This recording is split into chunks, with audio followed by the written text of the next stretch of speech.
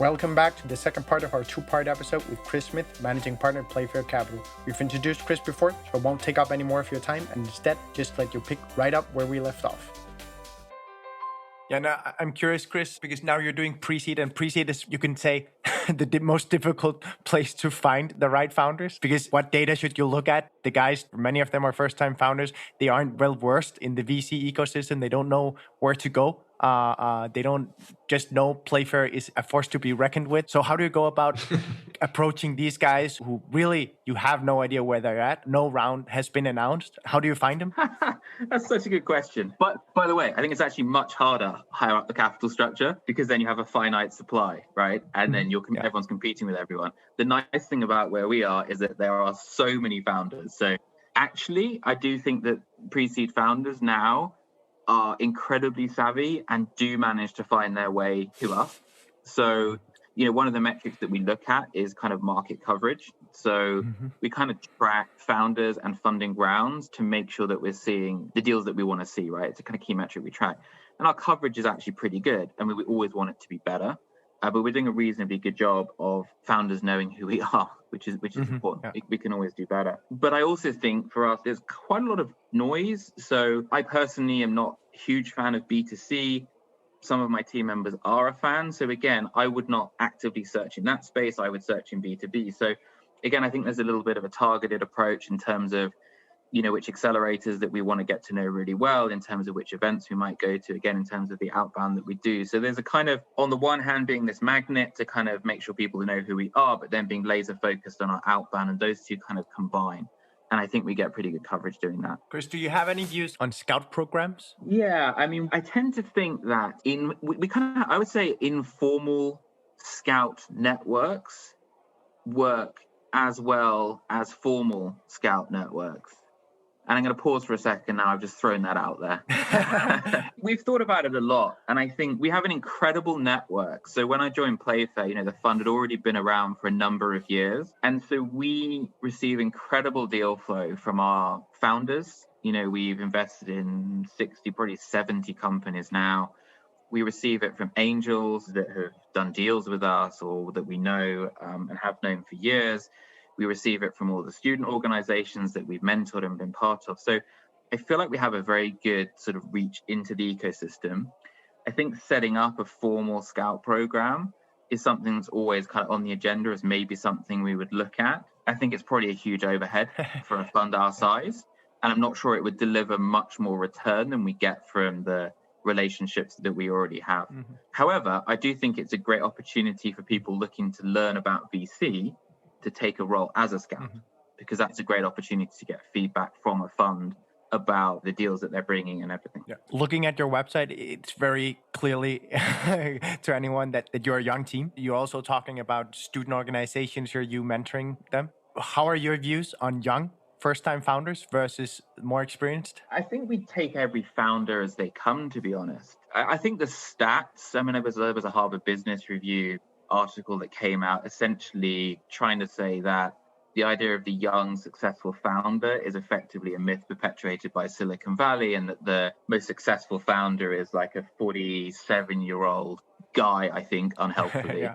I think we tend to ignore that, and I think we do take people as individuals. So as I said, I don't think we put too much weight on that. We tend to be more focused on innate character traits, things like their persistence and character and drive, domain expertise, all these things, right? These hundreds of data points of pattern recognition we've collected over the years to figure out whether we want to work with them.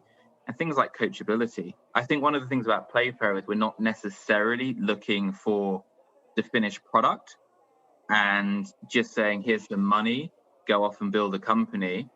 We're also very happy and quite excited to work with that founder and help them get to the next level. Let me grab that and use that, because we've been talking a lot about, just now about the founder focus and so on. And you just ended on a note of you liking to add that value in building something, being involved, not being completely hands-off. So can you take us a bit through the value add of Playfair for founders so we understand a bit more of your role in that relationship? Absolutely. I think the way we tend to work with founders, each of us really has a an area that we tend to focus on. So Joe is really our secret weapon. So Joe was at Google and Facebook before he moved over to Playfair, and actually he was our head of talent for a couple of years before crossing over to the investment team. So what do most founders need when they have some capital? They need to scale their team. And it's really, really hard, not just to find people, but to actually figure out who you need. So Joe will work very hands-on with the founders to figure that out. I think what most people understand by this is that maybe you'll get a kind of a playbook with PDF with some instructions, or maybe like a phone call with some tips. You know, Joe screens CVs on a Sunday night for our founders. So with one of our companies, AeroCloud, he hired, I think it's now 12 people, and he's running that process. So screening CVs, first round interviews, actually running and driving the process to the point where the company is big enough to hire a head of people to then take that forward. So to me, that's probably the most tangible thing to help the company scale. I tend to get involved a lot with sort of sales, marketing, and PR. So a lot of our companies are deep tech, meaning that they will spend a lot of time, you know, whether it's building data sets, you know, refining models, figuring out their product, and then they'll get to a point where they need to sell it. And some of our founders, you know, have little commercial experience, and they need to figure out how exactly are they going to approach the market? You know, what does a good outbound email look like? What does a good sales deck look like? And how do I incentivize the sales team? So I tend to work quite a lot on that, whether it's half-day strategy sessions, whether it's like a weekly check-in with the sales team, whatever it is. So I tend to work with them on that.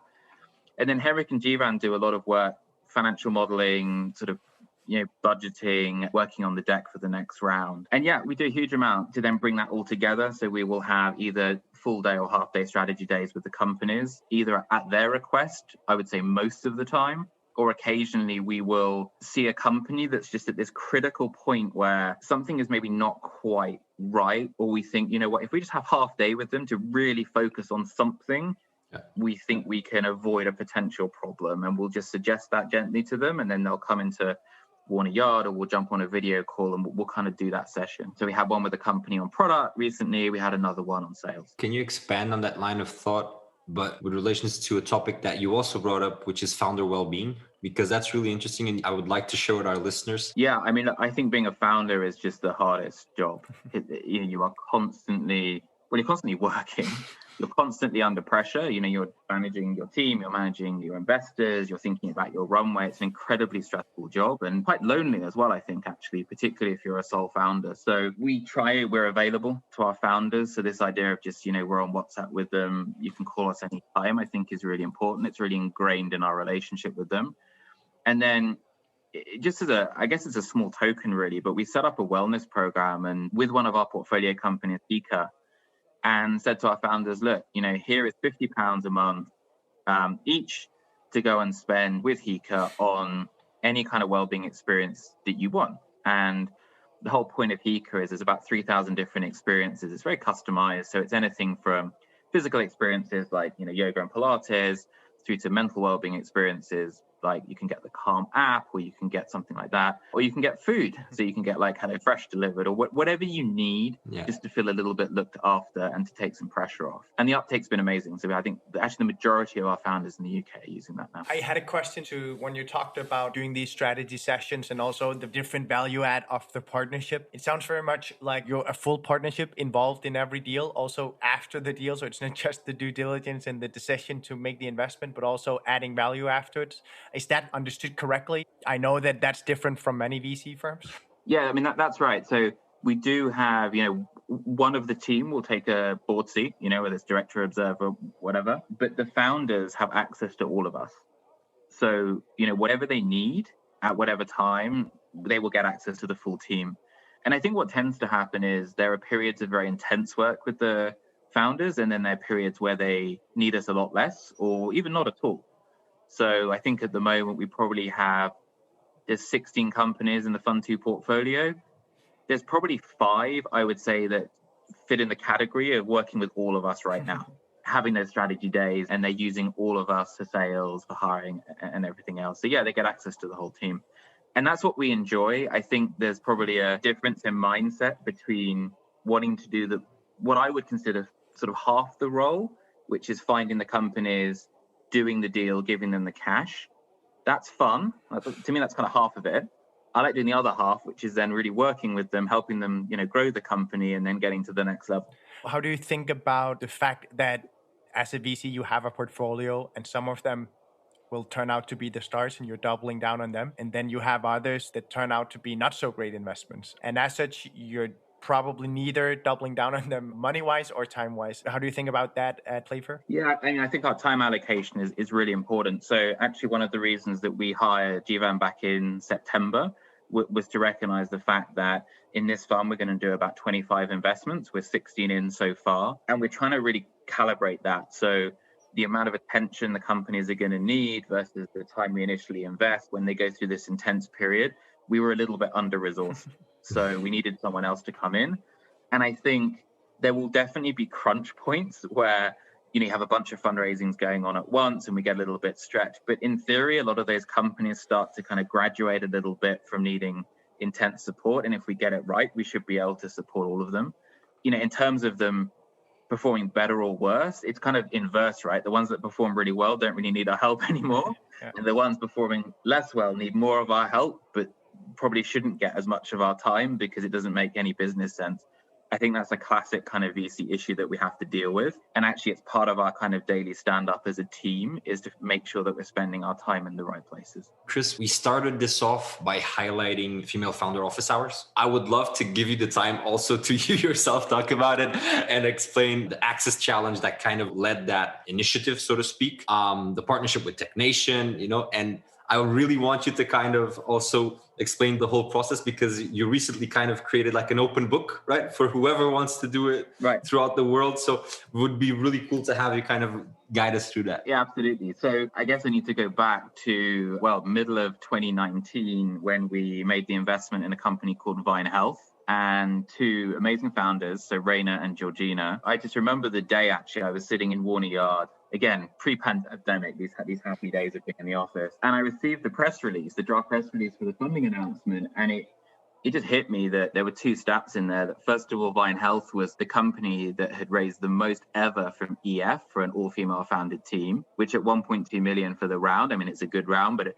doesn't seem that huge. And then there's this statistic that only 1p in every pound goes to all-female founded teams. And I just think you remember at the time turning to my team and going, I can't be right. So I guess it was my own ignorance that I had no idea. And so it was a consequence of that we said, look, we need to do something about this. This is absolutely crazy. Why is this happening? Can we try and figure out what the problem is? And, we don't know all the reasons this is happening, but one of the key ones seemed to be this reliance on warm introductions and existing network and kind of a lack of mentorship and access to investors. So we said, look, why not just do tried and tested office hours, but we're going to make it for female founders. Let's just see what we can do. So we held a couple of events at Warner Yard. We had about 40 founders, I think, about 15 investors. It was basically just our friends who were investors came along.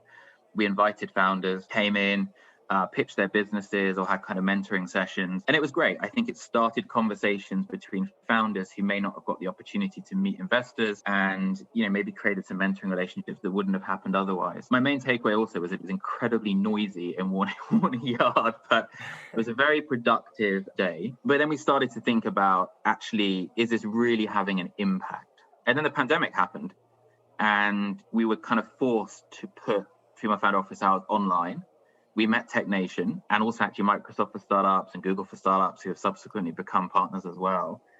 And by going online, this whole thing exploded because we could give access not just to London, but also to UK-wide female founders. We're about to hit the 5th edition, which is going to be on the 6th of May. And you say now it's like 90 investors and 250 founders. And it has become much more structured. So it's 4 sessions, they're 15 minutes each, and it's either mentoring or pitching. And we're starting to see true results. So we have had about 18% of the founders who've come through the program have subsequently gone on to be funded. And we have a number of success stories, including Organize, who have been funded having gone through the program. So it got so much bigger than we ever expected, which is incredible. I think there aren't many good side effects of the pandemic that I can think of, but maybe this is one of them. That it forced us to go online. It gave access to more founders. And as a result, I guess it's having more of an impact than we could ever have hoped for. Has it affected, Chris, your thinking overall on events in the future? Because Everyone knows how pricey it is to run a physical event. It takes a lot of resources internally and all that. And the reach just isn't the same as if you do it online. So what are your thoughts there? Yeah, absolutely. I mean, I think this event is probably always going to be remote. And I think there's an extra consideration here, actually, which is that I distinctly remember a founder at one of the first events we held in person who had traveled from Cornwall to be there. And particularly when you're trying to reach people who are at the outset of their journey on being a founder, if you're excluding people because of the cost of traveling somewhere or because they need to get childcare or just all these things, why not just remove the friction and hold it online? And I actually also think that these one-on-one video sessions are just as impactful. They're just as intimate. I think, you can form just as good a relationship at the outset as you can in person, and it's not as noisy. So from that perspective, it's probably even better.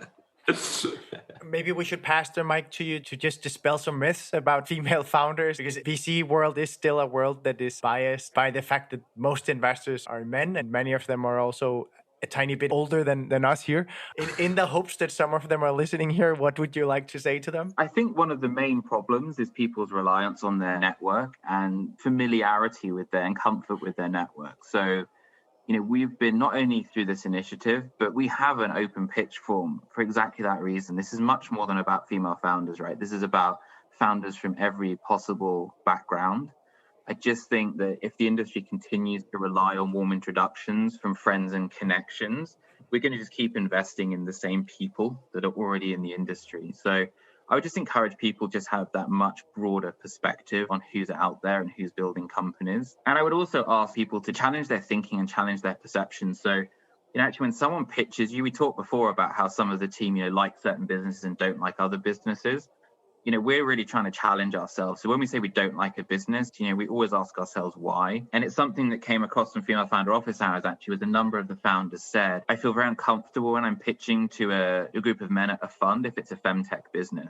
That really shouldn't be the case, because you must be able to, look at a business beyond your personal experiences, right? We're not very good investors if all we do is extrapolate our own experience of the world. So I think just trying to do that and frankly be better investors is something I'd encourage everyone to do. Awesome. Chris, we are running out of time, unfortunately. And this is now the final section of our conversation, of our episode here.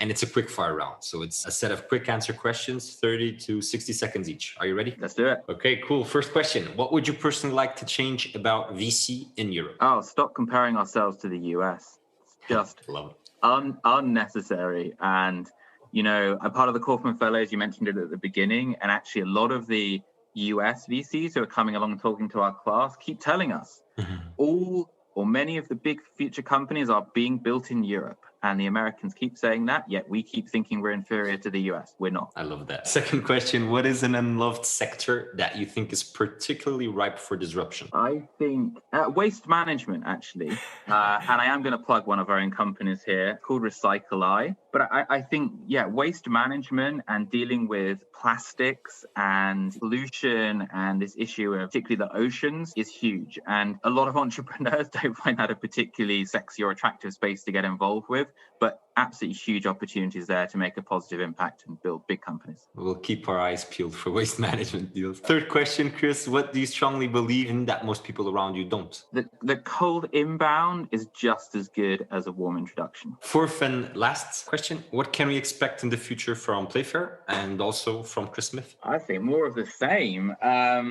Look, I think the thing I'm most excited about, we're actually launching a founders studio. So we actually have a dedicated space in our building, which we're launching in the next couple of months. It's kind of in classic, I guess, VC, beta testing, maybe alpha testing right now in a kind of COVID secure, everyone like miles apart at the moment. But we really recognize that so many of our founders have given up their office space, and really it makes no sense to have a full-term lease, but they do want to get together for short periods. So that's going to be launching in the next couple of months. And then for me, they're going to carry me out of Playfair in a box. So I'm here for the long run.